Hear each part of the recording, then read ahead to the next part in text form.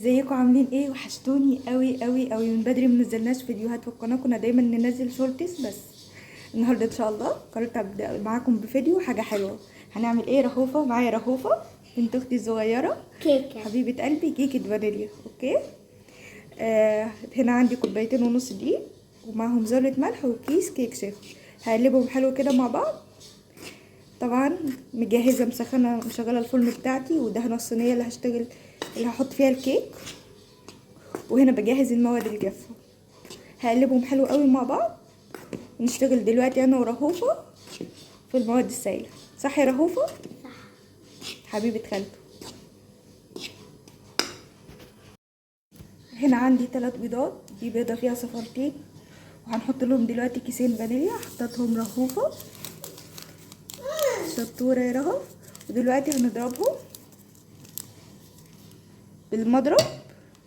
مين هيضرب؟ رهف. بس انا دلوقتي همسكها لحد ما تطلع. تعالي يا رهف.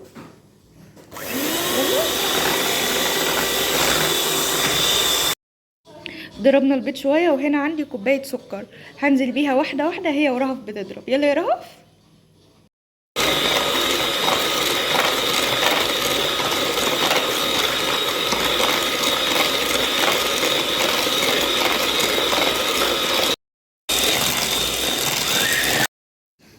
فضلنا نضرب لحد ما الخليط بقى لونه فاتح بالشكل ده. وهنا عندي نص كوبايه زيت هنزل بيها بالراحه خالص احنا وبنضرب.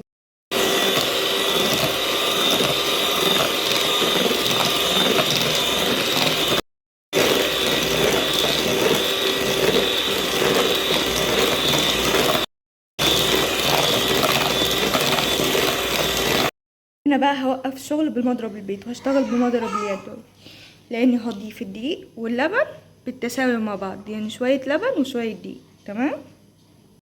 رهف تحبي تحطي لي الدقيق ولا اللبن؟ دقيق. ماشي، خدي كده. ممكن لبن يوقع. ماشي، حطي الدقيق. حط. ايوه، حطي لحد ما اقولك بس. معلقتين، 3، واو، تعدي لنا يا جماعه. 5، 6، 7. بس كده يا رهوفه. وهنزل بحبه لبن، ده لبن بالقشطه بتاعته. اشتغلوا بلبن عادي، اي لبن انتوا حابينه اشتغلوا بيه. ونقلب كده شويه مع بعض الخليط بتاعنا.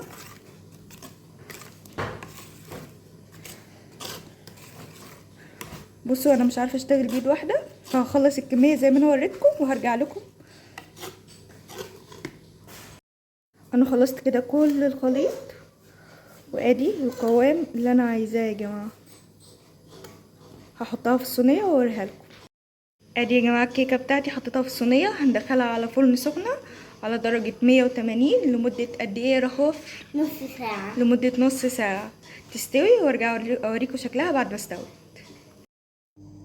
ادي يا جماعه ده شكلها بعد ما طلعت من الفرن. طبعا مش هينفع نقطعها دلوقتي، هنستناها لما ايه يا رهف؟ تبرد. لما تبرد تماما. هقطعها لكم انا ورهف وانزلها لكم في فيديو شورتس صغير كده، واوريكم شكلها من جوه. بس احنا كده نكون وصلنا لنهايه الفيديو. لو عجبكم الفيديو ما تنسوش اللايك، اشتراك في القناه. تنسوش اللايك والشير والاشتراك في القناه، ونتقابل ان شاء الله فيديو جديد. مع السلامه. قول لهم مع السلامه يا رهف. مع السلامة.